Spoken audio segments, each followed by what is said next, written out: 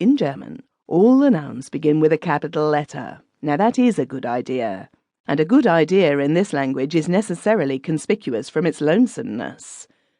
I consider this capitalizing of nouns a good idea, because by reason of it you are almost always able to tell a noun the minute you see it. You fall into error occasionally because you mistake the name of a person for the name of a thing, and waste a good deal of time trying to dig a meaning out of it. German names almost always do mean something, and this helps to deceive the student.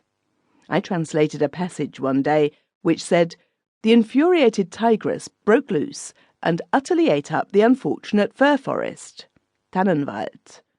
When I was girding up my loins to doubt this, I found that Tannenwald in this instance was a man's name. Every noun has a gender, and there is no sense or system in the distribution, so the gender of each must be learned separately and by heart. There is no other way. To do this, one has to have a memory like a memorandum book. In Germany, a young lady has no sex, while a turnip has. Think what overwrought reverence that shows for the turnip, and what callous disrespect for the girl. See how it looks in print. I translate this from a conversation in one of the best of the German Sunday school books.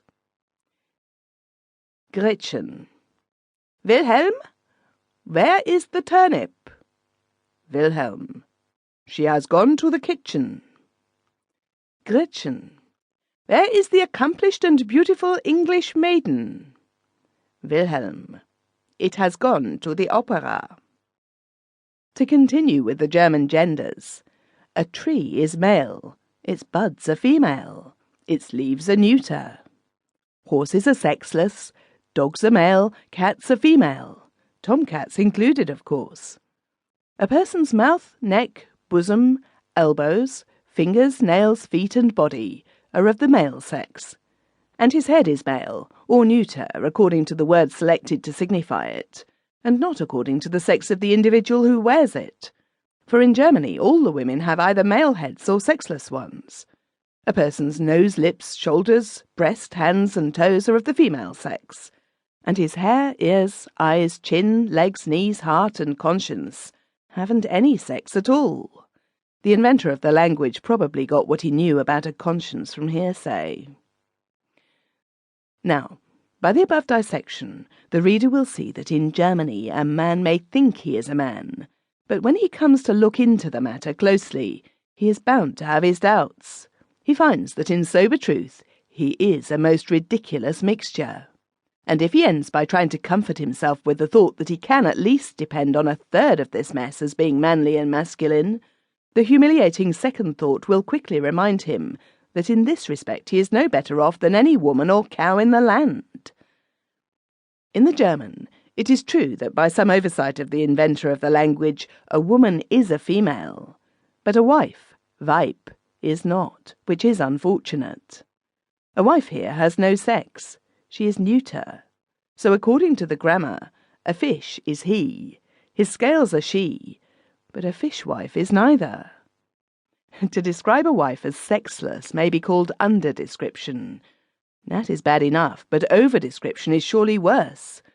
A German speaks of an Englishman as the Engländer. To change the sex he adds in, and that stands for Englishwoman, Engländerin. That seems descriptive enough, but still, it is not exact enough for a German, so he precedes the word with that article which indicates that the creature to follow is feminine, and writes it down thus, die Engländerin, which means the she-Englishwoman. I consider that that person is over-described. Well, after the student has learned the sex of a great number of nouns, he is still in a difficulty, because he finds it impossible to persuade his tongue to refer to things as he and she and him and her, which it has always been accustomed to refer to as it. When he even frames a German sentence in his mind, with the hims and hers in the right places, and then works up his courage to the utterance point, it is no use. The moment he begins to speak, his tongue flies the track, and all those laboured males and females come out as its. And even when he's reading German to himself, he always calls those things it, whereas he ought to read in this way.